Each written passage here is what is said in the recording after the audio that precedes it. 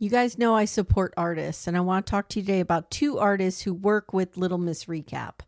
Miss Whitney from Unconventional Cookies has done the majority of my design work.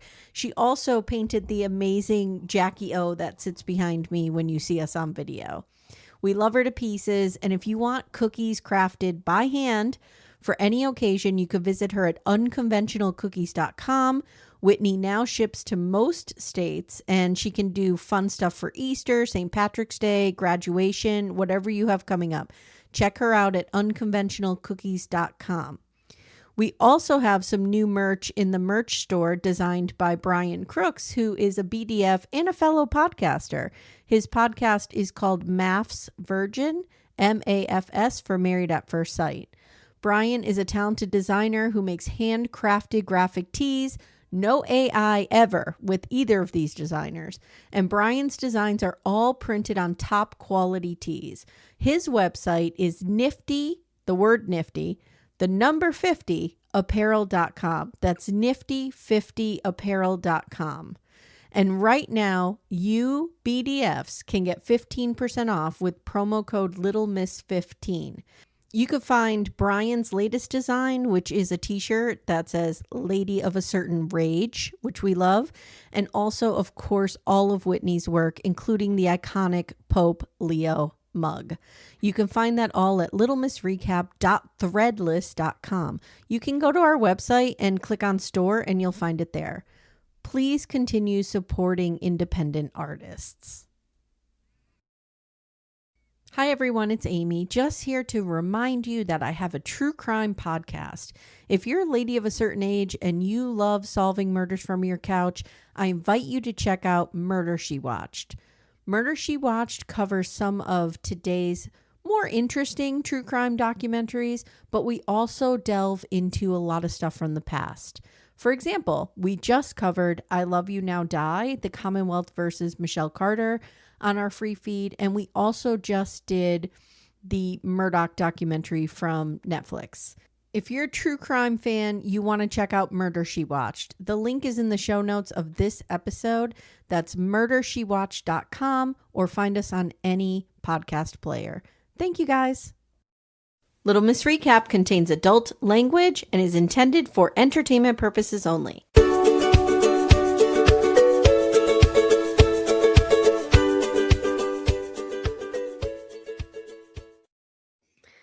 Hi, everyone. Welcome to Little Miss Recap. My name is Amy Archer. I am your host, and I'm here today with my Love is Blind partner in crime, Becca. Hi, good morning. Hi, how are you? I'm okay. We didn't get as much snow as we were supposed to. We only got like maybe an inch. Oh, that's good, because it looked like it was going to be like Snowmageddon for you. Yeah, they were calling for like a snowpocalypse, but the storm shifted east overnight. So...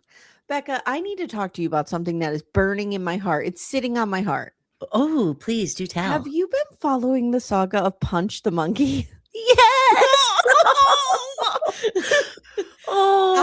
Timmy came in from outside last night and he literally had tears in his eyes. Oh. And he's like, I want to go to Japan and kick everybody's ass, all those monkeys' asses for isolating and ostracizing this little baby.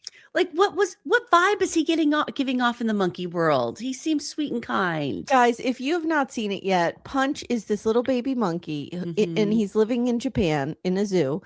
And his mother abandoned him, so he's dragging around a little stuffed animal that he hugs and cuddles and cries on. It's so sad. And all the other monkeys are bullying him. Yes. But did you see that they finally found one monkey to like hug him, and he finally was hugged for the first time? So that's what I was going to say. They finally found some sweet soul, probably a Libra monkey, probably to take Punch into her heart. Yeah. And it better work out, because the whole internet is ready to go over there and just rip that monkey away from this toxic situation. And he's like just the cutest, saddest little monkey. He's so cute. You know, we've had a lot of sadness in our obsession with pets here on Little Miss Recap. We've lost Thick and Nugget. Yeah. And you know, now are we going to lose Punch? We better not. No. We better not. Punch is gonna live a very happy life. Because sometimes these monkeys, I don't know, they might eat their young or something. Who knows? Yeah, monkeys can be kind of mean, I feel like. Yeah, sure, Yeah. of course. I mean, all wildlife can be mean. Even humans can be mean. Yes. You can't when you see like that woman who was the chimpanzee woman, what was her name again? I was just gonna bring it up. Yeah. Tanya. Yes. How can she trust a wild animal? I don't care if you've held that animal every day since they were a little tiny infant animal. They are still wild. And they are not meant to be in captivity. They're not meant to be house pets. No, or eat Stop McDonald's. No. I mean, No. we saw what happened to the lady in New York with the chimpanzee. Yeah. If you're a Gen Xer, you really remember that. Yeah. Yeah. All right. So Punch, hopefully we have a good ending. Now, who does not have a good ending are many of these Love is Blind couples. Oh, this batch of Love is Blind. It's such a good season, Becca. This is dare I say this is the best season? It's the best season in a long time. Yes. Like, I can't wait for the next drop. I'm watching them as soon as I get them. I'm riveted. And I made the same mistake that I did last time, which is, we got our screeners, 10 and 11. And I was all excited because I thought 11 was the weddings. It's not. Yeah. It's one wedding. Is it? We don't know. We don't know. Yeah. So I can't wait for 12. Mm-hmm. And then, guys, we don't get screeners for the reunion, I think. I think we have to do that in real time. Yeah, that's how it's been, I feel like. Yeah. But I think I can announce our next Netflix watch. Yes, we have a new one. We are going to watch Age of Attraction, which is coming out right after this. Right after this. And I think Netflix is betting big on this because they are dropping it the same way they drop Love is Blind. So, and I mean, they have Nick Viall hosting it. Not a great choice. But whatever. I feel I don't know why I don't like him. I just know. I mean, it's just a vibe. Yeah, but Vibes. I mean, I hear things. I don't listen to him regularly. If there's somebody interesting, I have listened. But he was a villain from The Bachelor, correct? Like I'm not sure. I'm not sure. I just look at him side eyes a lot of times. I feel like it's the young wife. Yeah. The weird kind of, he's kind of, guys, let us know. Or is our like picker off on this? Is he really good guy and we're just, clouded by having been let down by so many people? Why do I get just a whole internet ick from him? Like the whole internet's like, ick. Yeah. Yeah. We need to know. Let us know. So we'll be covering that. Let me see when that comes out. I know I messaged you last night. It comes out March 11th. So the weddings will happen and then the following week. Ooh, we're in it. And they are dropping. So the drop is going to be 5-3-2, I think. So 5 episodes the first week, then 3, then 2. Okay. So we'll see. If we get screeners, we should be able to slide it right into this spot. But if not, you're going to have to wait a few days. Yeah. Fingers crossed for screeners. Yeah. We are nobody, so they tend not to give them to us. Yeah. I ride on the coattails of Matt and Jake and Mary Payne a lot to just get in there under the wire. You're like, those are my friends. They're inside the club. Me too. How many names can I drop? Here's a picture of Matt and me at a party. Does this get me screeners? They actually like me. They do. I promise. All right. So we're going to go kind of chronological today. Okay. At least with episode 10. Okay. All right. So if you have not watched episodes 10 and 11, please shut this off, go watch them and come back because things take a turn in episode 11. Yeah.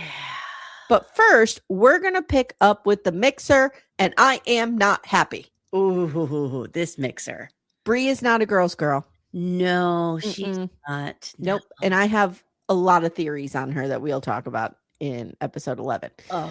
So Bree is still entertaining this dick bag. And she's like, we thought you and Jess were good. Why didn't you say this stuff in Cabo? Now, Chris has pretty much been run off the internet, correct?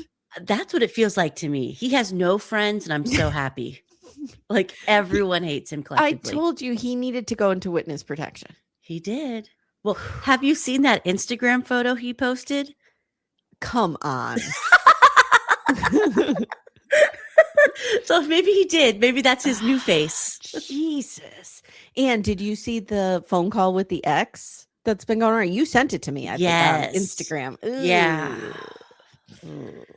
So Chris is now leaning forward with his chin in his hand. I hate this because it's like you're so interesting. Let me lean in look. No, he's so drunk he has to hold himself up look. 100%. And he's got this stupid, this is the second time I've had to use this phrase in the past 2 days, a shit-eating grin on his face. He does. About Robin Brown the other day.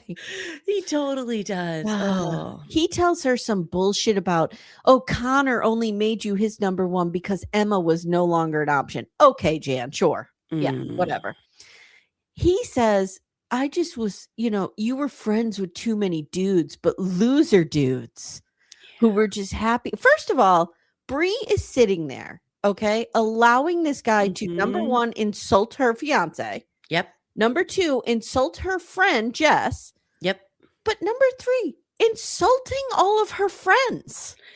And kind of insulting her for liking all of these people. Yeah, but she's just sitting there with her sexy eyes, sipping on her little straw. She has such pick-me girl energy. I cannot stand her when she's chewing on that straw, holding her glass. Ugh. Nope. Girl. Nope.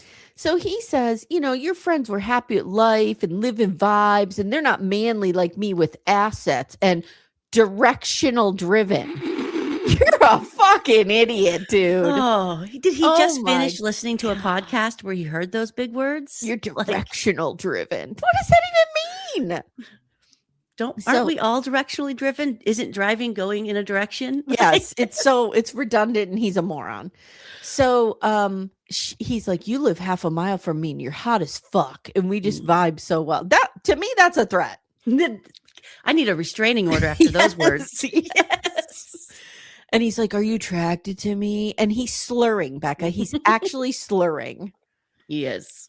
And he's like, I would take you to the Four Seasons. That's luxurious for regular people. And she is entertaining this. Yes. And then this is obviously a conversation they had in the pod. Yep. Because then she says like his line back to him, like roses for Mr. Fauci. Like, ugh. She's How dare into you? the It's conversation. Fusco. It's Fusco. Sorry. Yeah. Sorry. Mm-hmm. I could never get a name. Did you say Fauci? Yes. Wrong person.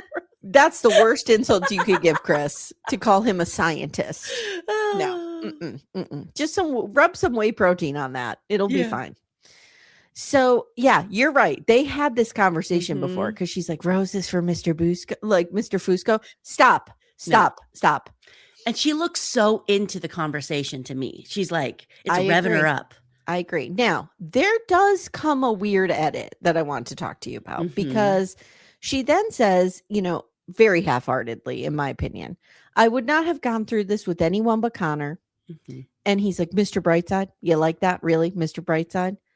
And Bree says, yeah, but like half-hearted. It's like, yeah. So here's where I think the edit happens because we see now Pre-Lanka, who is an agent of chaos at this point. She comes over and he says to Pre-Lanka, like he turns to her and he says, I don't know, apparently I'm Andrew Tate or something. Yeah. So something was said. Well, we missed the line where he's like, we could have been fuck buddies. Oh, he says that to her. Yes. And it's like, dude, are you trying to just sleep with her or that's what it is? You just want to sleep with her. Jess did an interview, which I don't love that they're all out in the press talking about this right now. No. Save it for the reunion. That's what I hate, that they let them do press. Like it's a week away. Can we save it? Yeah. So Jess is out in the press saying like, Bree has apologized and she admitted that like she was just kind of stunned by this 180 that Chris had done. And no, I don't believe it. That's saving face. No. So I don't know if she did say something like, this is gross or where's it, but he got the impression like, oh, she's calling me Andrew Tate. And it wasn't in a good way. No. So something was said, and if that's the case, then production did her dirty Yeah. because she looked like she would have went home with him. Am I right? But then when he says Andrew Tate, she says she doesn't know who that is. Right. So she Yeah. might have said something like, "Oh, you're being such a toxic male," and then he said to Priyanka, "Oh, I guess I'm Andrew Tate or something." I don't know. Yeah. But it So was bad. then he's like, "Whatever," and she walks off, and that's the end of that confrontation. But it lives rent free in her brain. Oh, it is ping ponging around her brain like her conversation ping ponged around in his brain. She got her little Dane Products little vibrator out that night and thought about roses for Mr. Fusco. Ew, I can't believe I just said that. Ew, that's disgusting. Gross. Let's hope that didn't happen. Okay. Oh, I'm so not a fan of hers. Kevin shows up. Nothing happens. We don't care. Goodbye. No. And they don't have the other girl there, Tyler, to make the tension. Yeah. Nope. Nobody cares. Nope. Okay. So now Priyanka stirs the shit at Ashley and Axel, listen to me, Alex's table. Like she just goes from couple to couple. This was pure magic. I loved this scene. Was amazing. Mm-hmm. Listen, Pri, as they call her, she's the hero of this episode. She is. So she's like, "Oh, hey, Alex, last time I saw you was in Austin, right? You said you were moving there and looking for a place." And he just starts word vomiting. I don't know. I was a casino owner in the south of Spain, and and I have a boat, and I raise chickens. Like he just can't. He wouldn't know the truth if like it slapped him in the face. He just. He has a story for everything and none of them are true, but yet he can't even remember his stories. No, that's the problem, dude. Yeah. You're giving too many details and then you can't keep them straight. It needs to be one basic story that you're telling everybody. If you're going to lie, keep it easy. So, Becca, I'm going to be very honest with you. I don't have a clear idea of what was happening here, okay? Yeah. It was very confusing. He lived here, he lived there, he flew here, he flew there. He slept with who? So he says he was staying with his girlfriend, the travel nurse, who was on assignment. And Priya's like, "You did not say you made it seem like she was on assignment from Austin somewhere else." And I'm so sure that's the truth. Like he did do that.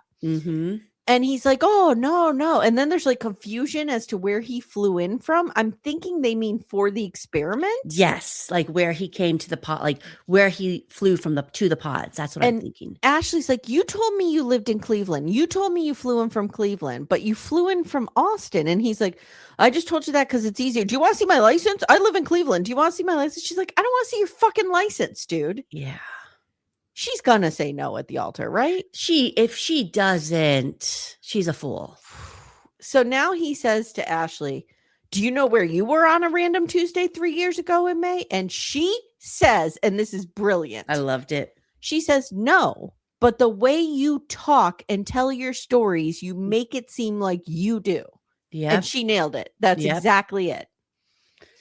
So he says, "Well, you just asked me for a timeline." All that, like it just goes on and on. Yeah. And Priyanka at some point is like, "I'm out of here." And then he keeps immediately, the minute they both start talking, before anything even really goes down, he's like, "What is this? A 2-on-1? A 2-on-1? 2-on-1. 2-on-1. And he says it so many times. It's like, no, we're all just trying to figure out who you are, dude. This guy needs so much therapy because he has been abandoned, he feels like. Yes. And he has to inflate his ego at every turn. And everything's an attack. And everything he says is just to prove he is worth loving and being a friend. Like, it's really sad if I didn't hate him so much. If you really kind of break it down and think about him as just like a little guy, you know, like you're like, oh, you're really hurt. You're that little kid inside. Yes. But you've grown up to be such a douchey guy. Whatever age it was that his mother left him, because I have no doubt in my mind that's what happened.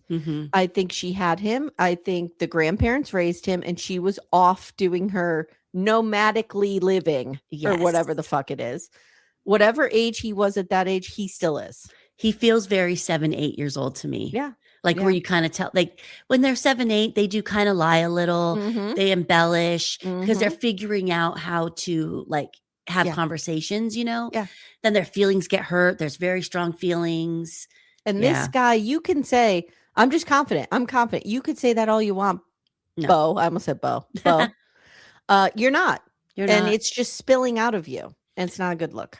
It's actually, you're so insecure that we can smell it on you. Yeah. This guy gives me the ick. So Chris now assaults Jess with the gross drunk hug and pulls her aside. He's got some balls. Oh, this man with his splotchy red face because he's so drunk and he's so shit-faced all the time. Oh my God. You know he's spitting all over her too. Oh, you know he just reeks of alcohol. Yeah. And he's spitting when he talks. So he's like, you look good. She's polite and she's nice. Better than I would have been. Yeah. And she says, or he's like, are you taking care of yourself? And she's like, fuck off, basically. Like, your time is past. You don't get to care about me anymore. Yep. And he goes, I know you hate me. A lot of people in my life hate me. Okay. If that's a telltale sign. Pro tip, you might be the common denominator here. If everybody in your life hates you, maybe it's time to go see a therapist and work on some things. Yeah. Or join witness protection. But he's not. He's just going to put on a podcast. You know what I want? I want him to go into the monkey exhibit that our poor Punch is stuck in and let those monkeys bully him around. That's what he needs. He needs a good monkey bullying. Get all the podcasters in there to just bully him around. Throw tomatoes at him. So he starts to say, Jess, you're very beautiful. I think you're very attractive. You have dark feet. And she goes, stop. I don't need you to tell me I'm attractive. I loved that part. And he goes, I feel like you don't think you know me. And she's like, I thought I did. And this is something that comes up later. All the guys say this too. Like, this was a complete turnaround. A switch. Everyone is shocked at who he is, really. So, like, was he just like faking it? Was he like a psychopath? Like, yes. Yes and yes. All the yeses. So now we get this final scene at this mixer. I don't know if Priyanka's involved in this, but probably. Did she start the conversation and run away? Where Jordan is telling the group that, like, he's nervous to meet Amber's daughter, Emma. Yeah. And he bought her a gift and he's like, we'll see how it goes, but it's like scary. And Amber is trashed. Yeah. And she overhears this and it presses the huge insecurity button that she has inside of her. And she's like, hey, babe, if you want to bail, you just let me know. Okay. And walks off. And he's chasing her going, Amber, you heard the wrong thing. You're hearing the wrong thing. Yeah. She only heard what her drunk ears wanted to hear. And then it hurt her feelings. Yeah. Now, have I been and done this exact thing? Every time I drink. So, like, I saw you, Amber. You see me, I see you. No more shall be said. Okay. So now we'll kind of go couple by couple after the mixer. Ashley and Alex, there's not much in episode 10 here. They go back to the apartment and she wants to know what the relationship with his ex. And then he literally manipulates her with McDonald's. He pretends to know her McDonald's order to make her think how much he cares about her. And it made me so angry because I had been in that position before. I've been manipulated with McDonald's. Oh, I could I manipulate myself with McDonald's frequently. Listen, what I need to know, what psychopath orders the buffalo sauce with their nuggets? Do you? No. What is your sauce? I'm a sweet and sour. Every once in a while, I'll get a barbecue just to have a little tang. Okay. I'm a hot mustard. Oh, so is Steve. But I also will do a ranch once in a while. I only do ranch at home. Because I have to keep it, I am a basic white woman. I have to keep it ranch. Little Miss Recap will return in a moment. For ad-free episodes, visit littlemissrecap.com/support. With so many options, Why choose Arizona State University? For me, the only online option was ASU because of the quality. Their faculty was really involved with their students and care about your personal journey. The dedication to my personal development from my professors, that's been extremely valuable to me. Earn your degree from the nation's most innovative university. Online. That's a degree better. Explore more than 350 plus undergraduate, graduate, and certificate programs at asuonline.asu.edu. What is your go-to order at McDonald's? Is it nuggets or no? If I'm like let's say I'm wearing sweats and I just really want to eat. By the way, I feel like we've had this conversation before, but go on. I want to get the number one, which is a Big Mac with extra Big Mac sauce, Coke, fries, and then I want to get a 10-piece because I want to eat 3 right away and then let some sit. Yes. When I was younger, I worked at McDonald's and then I eventually left and went into retail. Like I was a teenager.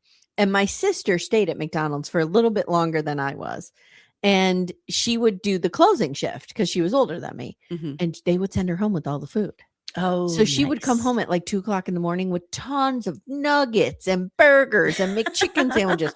I swear to God, I probably put on 100 pounds in the months that Jenny worked at McDonald's. Yeah. My go-to order at McDonald's is quarter pounder with cheese. That's a good one. But I get it the deluxe way with the lettuce and tomato mayo. Oh, so it's healthier. Yes. No onion. Not a huge onion fan. No, their onions are very oniony. Yeah, but I do love nuggets. Okay, we need to move on. Okay. All right. Sorry, guys. Now let's go to Bree and Connor. So we get their debriefing after the mixer, and she tells him about Chris and what he was saying. Now, we don't know if she told him everything. Didn't feel like it, at least. But she did say, like, he was asking me why I didn't ask for his number. And I'm like, because I'm in a relationship. And she tells Connor, again, Connor, it was you or nobody in this experiment. Yeah. Chris was weird. He was inappropriate. And then Connor says, and this must be something the kids say because I never heard this. Connor goes, then he tried to dap me up after. Becca, what does that mean? That's like where you like, do knuckles or you like, clap. Okay. Yeah. Okay. So be friendly. Yeah. In some way. Okay. Yeah. But it's like specifically like shake hands type of dapping knuckles. Yeah. All right. I've got 2 sons. Connor says that dude is no one's friend anymore. And she asks him about the situation with Emma that Chris had told her about. And he laughs and he goes, this asshole is just manipulating the situation. Yep. And it's so disrespectful. And Bree says, yeah, I kind of have the ick. No, you don't. Nope. And Connor says he just flipped out of nowhere. It was so weird. And then she gets a drunk DM from Chris asking if she's staying in GB tonight, which I'm guessing is Grandview. Yes, I think so. Yeah.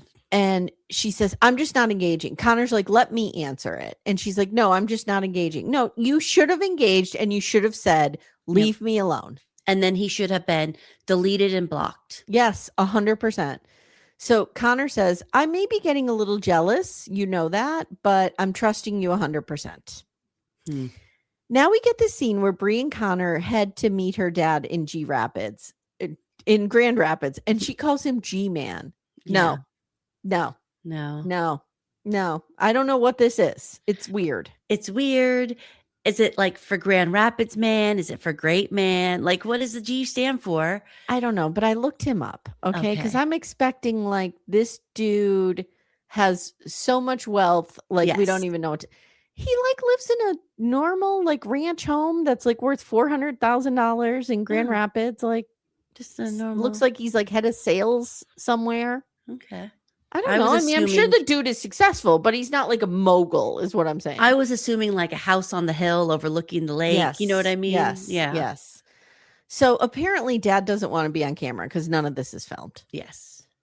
All right. Vic and Christine pick out flowers. Let's move on. That's basically it. Emma and Mike. She's asking him about colors for the wedding. He really doesn't give a fuck. And they joke about finding an Italian castle in Columbus. That's it. Let's move on. Brittany and Devante. So she takes him down to her little lash studio in the basement. And it's very cute. Yes, very cute. These two seem to just giggle all the time. Yeah. Is it nervous giggle? Is it uncomfortable? Is it... we're so in love, we're giggling. I don't think I we're so in love. I don't see chemistry with this guy at all. This guy to me would be so frustrating because he feels like he gives you nothing. I There's agree. no, I agree. like, There's yeah, nothing. he needs to go back to the pods. I don't know. Yeah. So they talk about finances and gird your loins, my California friend, because her bills are like $1,800 a month all in. I was like, wow, I'm Did gonna you move almost die? Yeah, I'm like, where do you live again? I was in our group text. I was saying like, oh my God, you California people are going to die when you hear this. Because I mean, I tell you all the time, you could easily and comfortably live on that here where I live. I don't It's even think I wild. could find a studio apartment for that price here. No. Yeah. Which So is not a good thing. It's no. Well, the downfall is you have to live in like Columbus, Ohio or Scranton, Pennsylvania. But, you know, we make it work. So he says in Charlotte, his house bill was $5,200 a month. And I was like, oh, that sounds about right. There you go. And he says his job is unpredictable. Sometimes he can make $40K a month. Sometimes he can make $12K. He wants to have 6 to 8 months in reserve. She says she's a shopper who spends too much. And that's kind of where we leave them in episode 10. Mm-hmm. Amber and Jordan. I was a little confused about the timeline. So was I. Okay.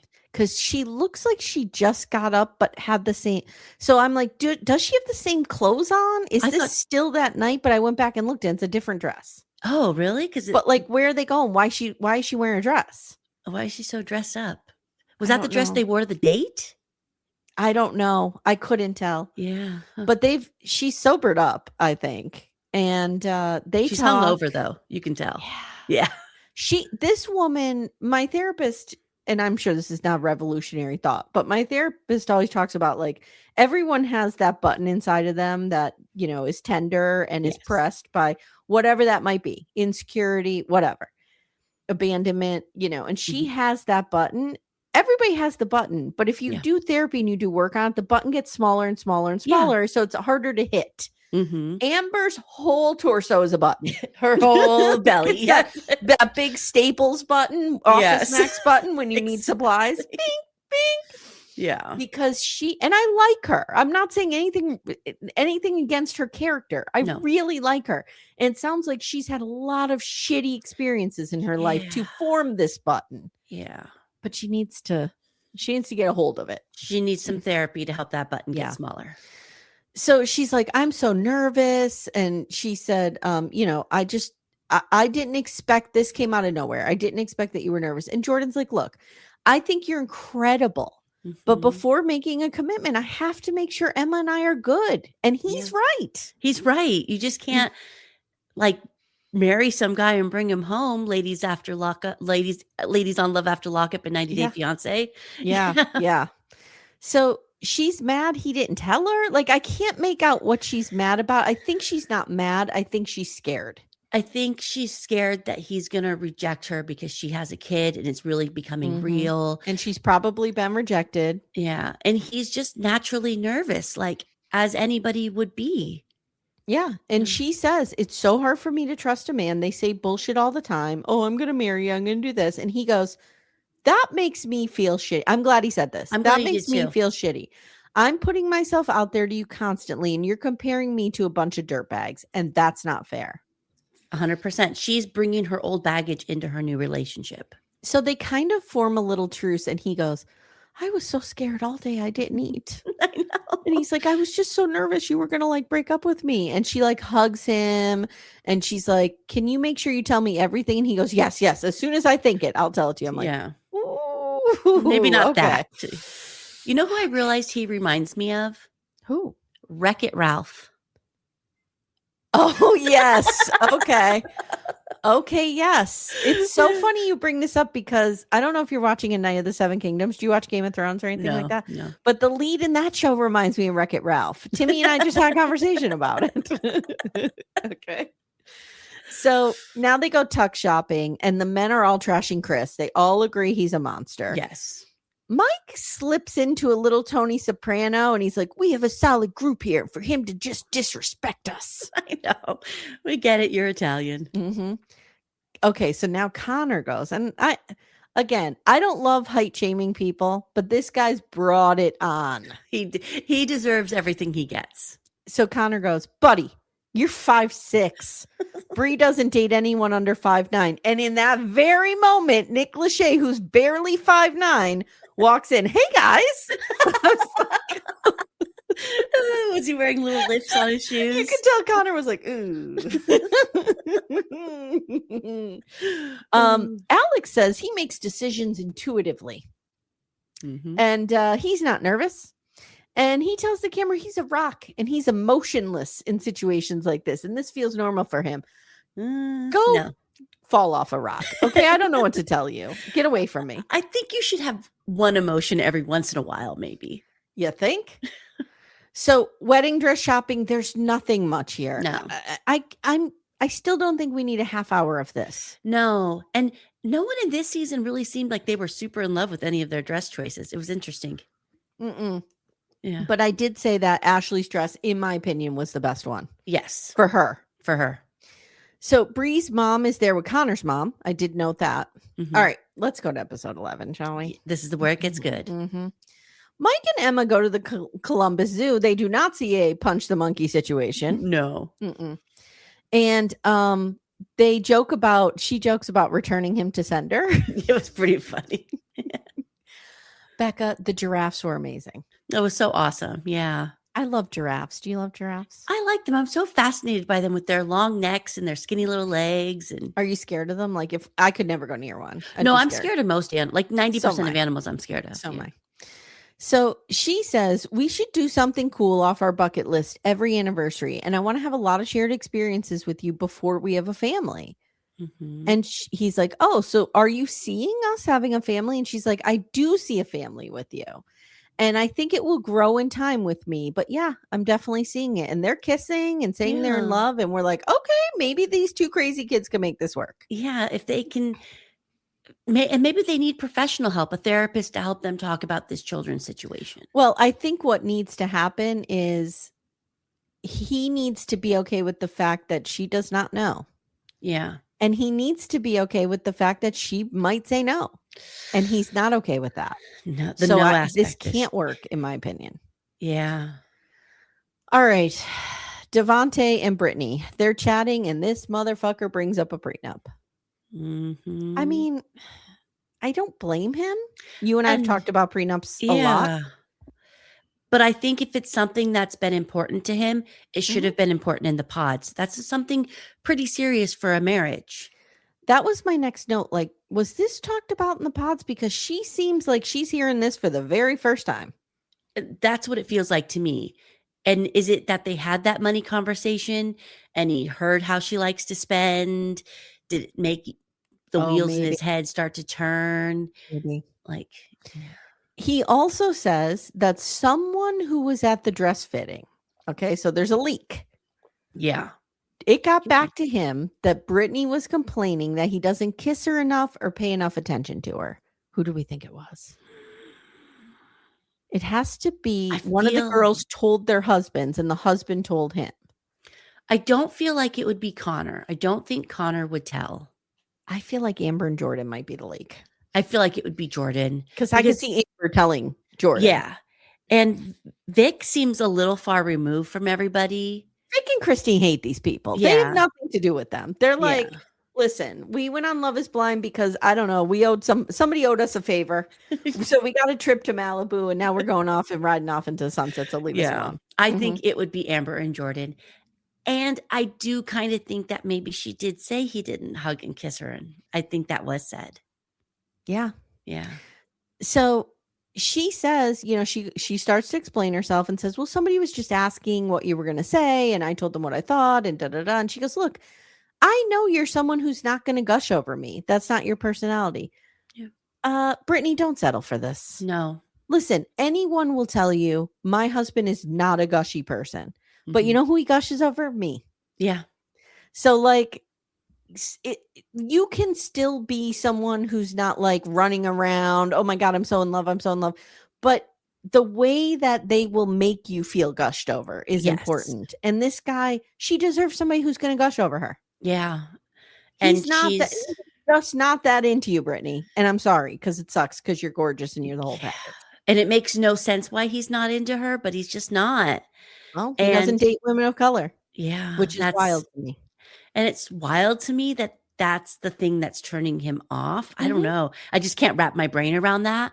But she's not being loved the way she wants to be loved. And it's coming out in insecurity for her. And that's not fair for her. That's going to drive her crazy. I agree with you. Whenever you see someone who's being super insecure when they're normally not, it's the situation that's breeding that. Yeah. And I think this guy is just going along with this because he knows he's on camera.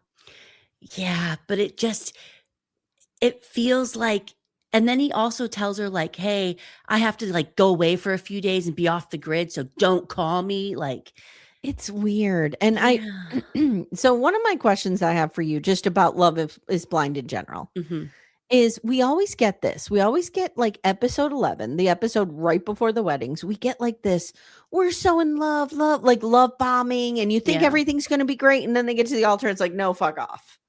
Do they have to do this? Like, are they asked by production to kind of make it seem like everything's good? Yeah, or before they film, are they, okay, let's just talk about how in love we are and how much we're into this. And then they just edit it in a certain way. Yeah, because it feels like manipulation. Yeah. And it doesn't feel authentic then. Like Emma and Mike, you know, and we'll get there. Like if he says no, we had no indication he was going to say no. The only thing that we can think that if he says no is because of the kid situation. And his parents, who did a masterful job at saving their image on camera. Yes. And very subtly letting him know they don't approve of this. Yes. All right. So Amber and Jordan, these two go to like a Chuck E. Cheese funhouse type situation. They make out. I wrote they seem into each other. Yeah. They show him eating again. You know? Yeah, always. Alex and Ashley, they do like a romantic night by a fireplace with candles. I don't know where they are. No. And he's like falling asleep. They have zero chemistry. Yeah. She's asking, go ahead. I'm sorry. I was going to say, and she basically kind of says in a way she wants to plant roots. Like, yes. Yeah. And she's asking him all these questions. What are we going to do on our anniversary? Ashley, this guy doesn't know because he doesn't know what he's doing tomorrow. No. Because he can't let himself. He can't make a 5-year plan. He can't make a 5-minute plan. No, but he thinks he can make 5-year plans. Yeah. So he's like, we need to travel. She says she wants to put roots down. He's kind of quiet. She has to pry things out of him. Their energy is really weird here. It's off. Yeah. He does some verbal diarrhea on her. I can't even understand it. He talks about stoicism again, feels confident in the final outcome. I feel confident. She says she's attracted to his confidence. Okay. Yeah. Sure. I mean, I could sit here and say like, I am the world's smartest woman. Doesn't matter. I still mispronounce. I still can't say anonymity. Oh, I said it. Good job. I said it. Yay. Maybe that curse has been broken. I still can't spell definitely or disappearance. So I can say I'm a smart cookie all I want. Anyone who gets a non-proofread email from me knows the truth.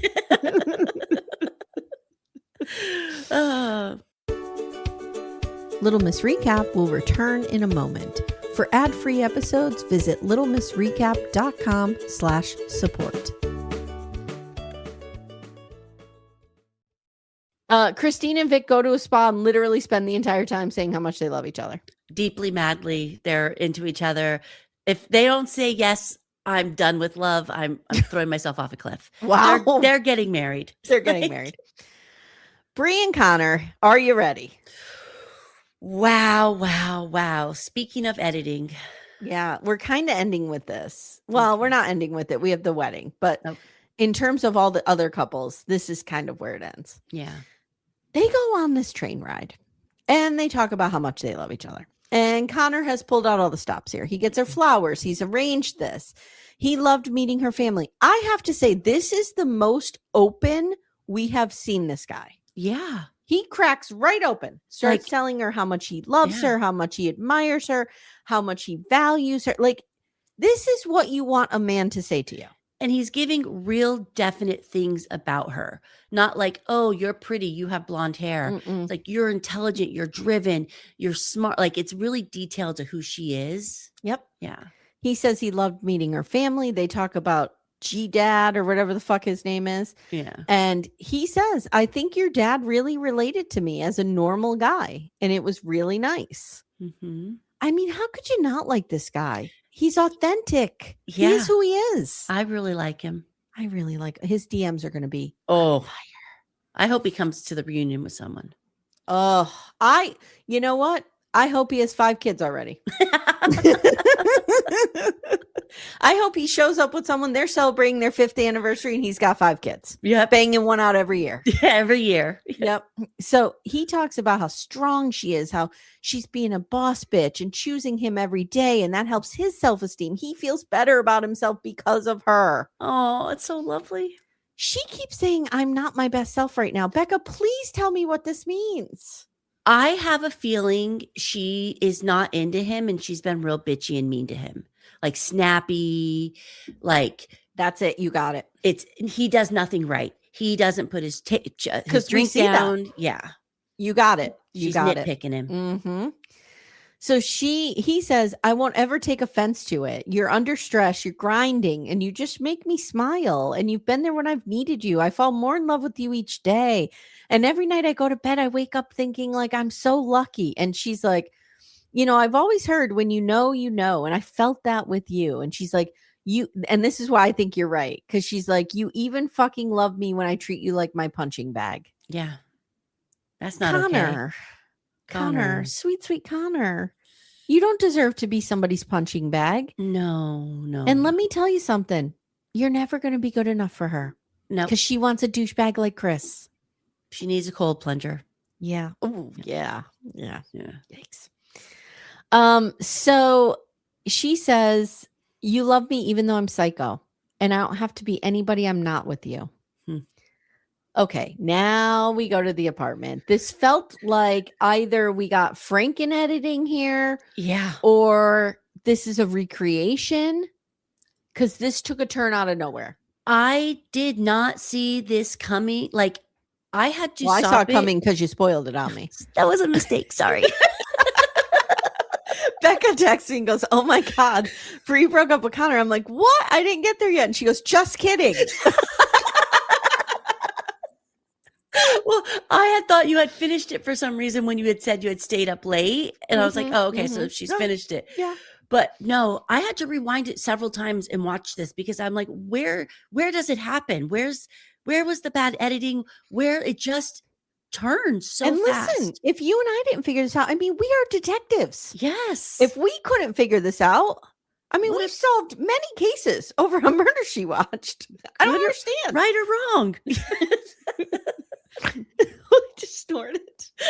I'm leaving it in. So later, they're in the apartment, like I said, and she goes, I would not have done this with anyone but you, but you haven't been getting the best version of me. And seeing my friends and family tell you that hurts me. Are her family even like, wow, Brie, you need to be nicer to him? I think is she just being a bitch in front of everybody? And they're like, damn, girl. That's not good. No.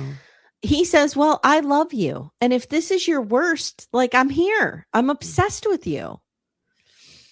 Then it turns and she's like, transparently, when I saw your car and your house, it scared the shit out of me.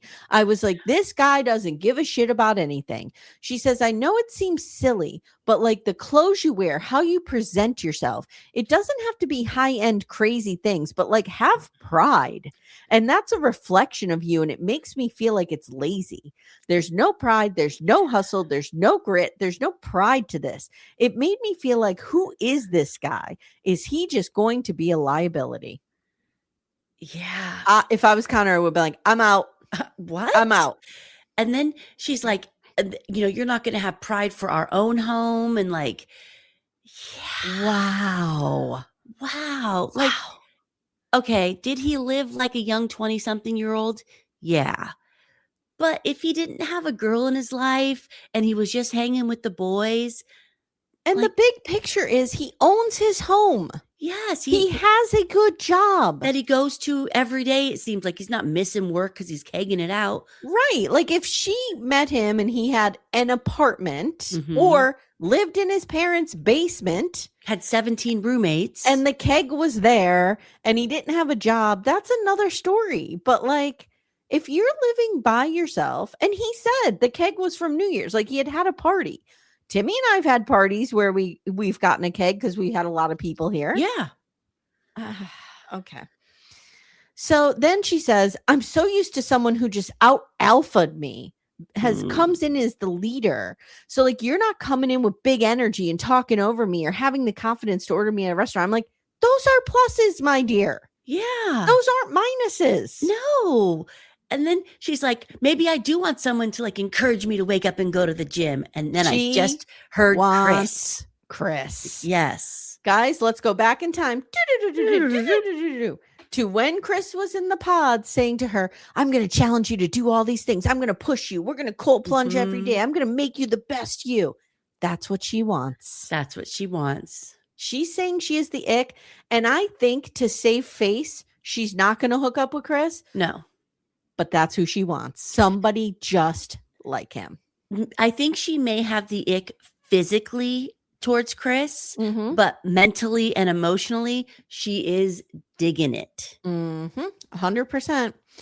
And this is where she says, I want someone to challenge me. Da, da, da, da, da. And then Connor's just been listening. Okay. Yeah. She's been vomiting this all out and he's not tried to defend himself. Mm-mm. Connor to me is somebody who has a very strong sense of who he is. Yes. He doesn't get defensive. Mm-mm. He's not could you imagine if Ashley was saying these things to Alex? Oh, Exactly. Yeah. So then he says, some people think I don't care about things, but material things just aren't it for me. Aren't it? Yeah. He says, I don't love talking about myself. I prefer listening.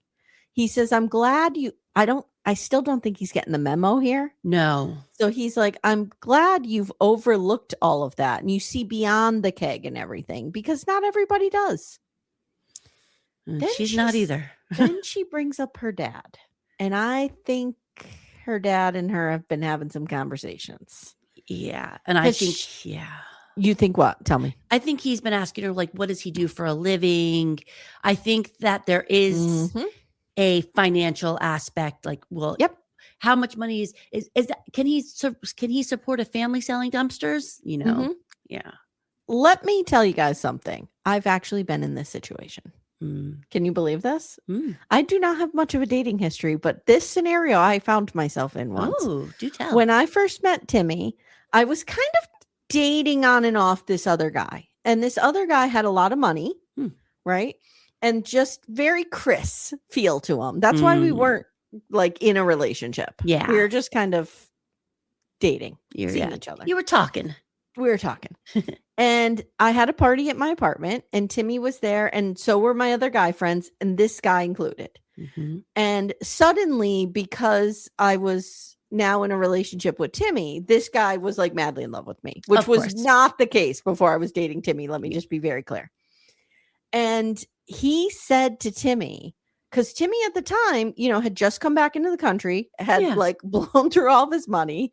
He was staying at his mom's. He was like delivering pizza, right? He was He was getting restarting. on his feet. And we were, again, 28 years old. And this guy said to Timmy, like, oh, her dad is never going to approve of you.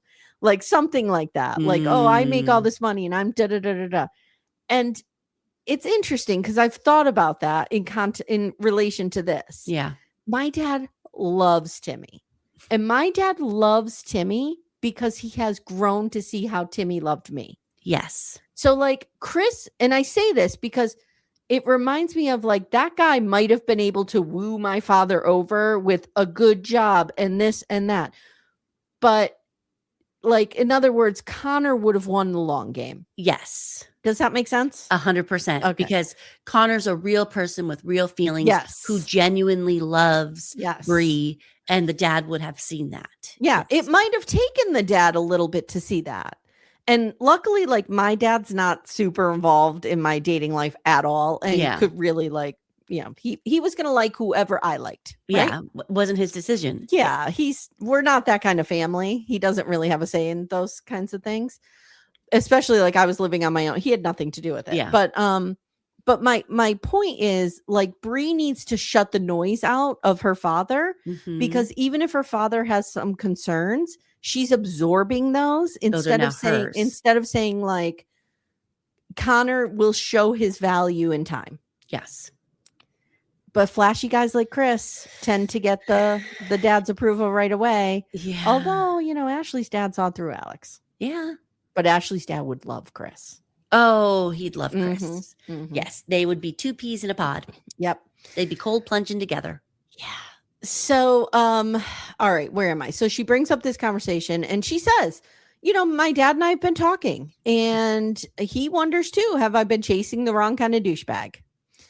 And she says, I've been so critical and analytical and trying to figure this out that I lost sight of whether or not love is blind, because if I saw these things, I would have judged you, and I did. And she says, I know you hustle and you're proud of, and so as the audience, we're still like, okay, where is this going? Yeah. And you're like, okay, this is okay. Yeah.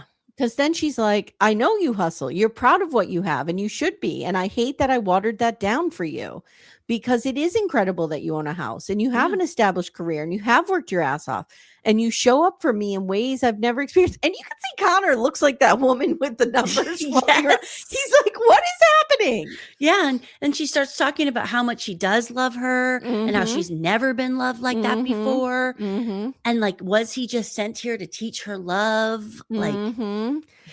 And she says, I'm trying to decide if you are the total package or if you are in my life to teach me to be loved. And I can't go to the altar and say yes, so I'm a no right now. And he says, I would have said yes on Monday. So it's probably what? Friday, Thursday, Saturday? Yeah. And then I'm looking around going, did they What just break up? What just happened? Is it over? Yeah. We don't know. So they sit down a little bit and he's like, I would have said yes. I'm not ashamed of that. And she says, I hope it's not a no forever. And he's like, do you see yourself marrying me someday? And she's like, maybe.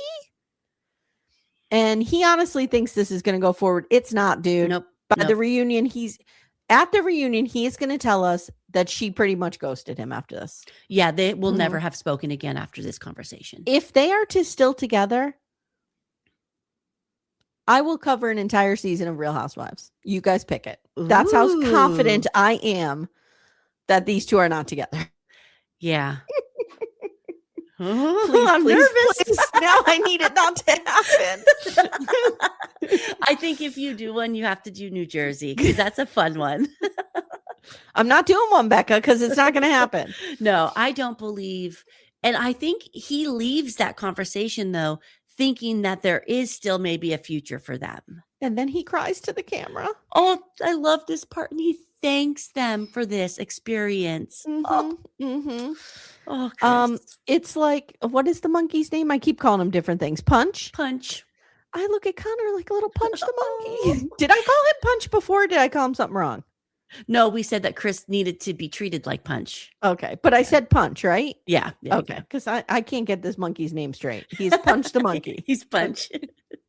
Yeah, no, Connor sits there on the couch and he's thanking the producers for the experience and talking about how, he believes in their love still. And Connor. We have the bachelorette parties. Nothing much happens here. The women go to a casino. The bachelor party, they go to Monster Jam. We see more life out of Vic than we've seen all season, because he's like, yeah, Monster Jam. He's so excited. Like, okay, dude. Yeah. Alex wants us to know that in 5 years, he sees himself living in Florida with a phenomenal house, a potential trust in Dubai, and a safe house in Queensland, New Zealand. I see myself very happy with the wife and kids, or kids on the way at that point. This guy needs to go away. Okay. When he said this, I was expecting him to be like, no, I'm just joking. Like, it was so ridiculous. Where is he just going to get this magical trust in Dubai? Why does he need a safe house? What's happening? Who is he? Jesus. Okay, let's go to Mike and Emma's wedding. We only get the beginning. She says that her family loves him. She's really happy. Mike says his family is ... supportive. Yeah. Patty, Mike's mother, goes to see Emma. Very lovely. But later, Mom and Dad sit down with Mike and they have a very strange conversation. Yeah. The day of the wedding, you couldn't have done this sooner? I don't know. Mom's like, you seem so stressed. This has it's very Maggie Murdoch coded. Bussy Top, did you get your eczema cream, my baby boy? Yes. She's like, I've only spoken to you like 3 times. And every time I talk to you, you seem real annoyed. And he's like, Mom, you called the worst times. We learned that Mom's been crying a lot. Yeah. And I wrote, these guys are not in this with him. They don't want him to do this. And they're pretty much telegraphing it without saying it on camera. Yes. They are letting him know that this happened too fast, too soon. They don't like it. But I mean, how many times does that mom tell Mike he's so handsome? 55? Yeah. She's really into him. And but she's very worried about her baby boy. Yes, she is. Because I don't know. There's no such thing as divorce. Nope. So they want the best for you, but Mom says, I understand now that you have to make this decision. So what was going on prior? Did she think it was her decision? Yeah. And Dad reminds him, I dated your mother for 5 years. So, this just feels kind of weird. They get to the altar, and as usual, they're like love bombing each other. I hate this. And then she says yes, and we end before we know what he says. I guarantee you he says no. I have a feeling he's going to say no. Yeah. And I think his parents put some last minute thoughts in his head. I think the kids is really laying on him. Yeah. Yeah. But I don't want them to break up. I think they should date and see how it goes. I think they should. All right, Becca. So on the preview, which I watch at 0.5 speed, so I could hear every word and everybody sounds trash. Everybody. And I'm so confused. I'm like, what's going on? Ooh, ah, wah. I just have here Vic's sister might be a problem, but I doubt it. I doubt it. Yeah. Okay. We see Ashley storming off. And someone goes, well, she flat out called him a liar. I think he says no and she attacks him. Yeah. Or does a big lie come out right before the wedding? Something she finds out? Either she does a Zenib where she reads, remember when Zenib read Cole for filth at the altar? So good. I think she could pull one of those. Or he says no and she calls him a liar. Yeah. But either way, we see Amber hugging Ashley saying, you're so strong, girl. You're so strong. You got this. So that's it. That's the only preview we see. Yeah. Oh my God. I just don't know. I don't know. It's been a good season though. It's been a good season. And I mean, I'm not surprised at the couples who broke up. No.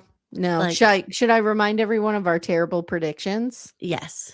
Let me pull them up because I know I read them last time. I think we're already wrong, right? Are we? Okay. We had Christine and Vic were both yeses. So we're right on that. Amber and Jordan, no. Yeah. I'm going to still stick with that. I think yes. I think I'm changing. Alex and Ashley, we have no. Yeah, I agree. Yeah. Jessica and Chris, you and I both said no. Yeah. Well, and they broke up. We were right.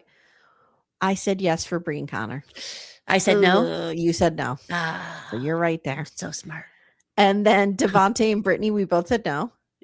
Mike and Emma, we both said yes. Oh, I hope he says yes. So I think the tiebreaker would be the only thing that we know. So if everything else goes down as is, you would win because you had the difference for me, which is the no for Bree and Connor. So good job if you win. Fingers crossed. Yeah. All right, guys. Thank you so much for listening. I hope you're enjoying this season. We're loving it. Sorry, my voice got a little scratchy here today. Oh, what's going on? I don't know. Is it like below 60 in San Francisco? So you're getting a cold? I don't know. I just all of a sudden got a real dry throat and scratchiness. I'm sick.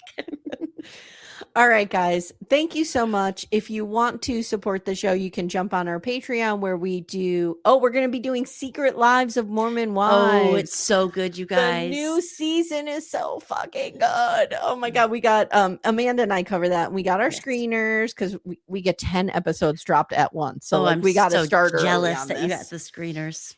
And I'm telling you, it's a good season. So I'm very excited. So if you want to hear that, that's exclusively on Patreon.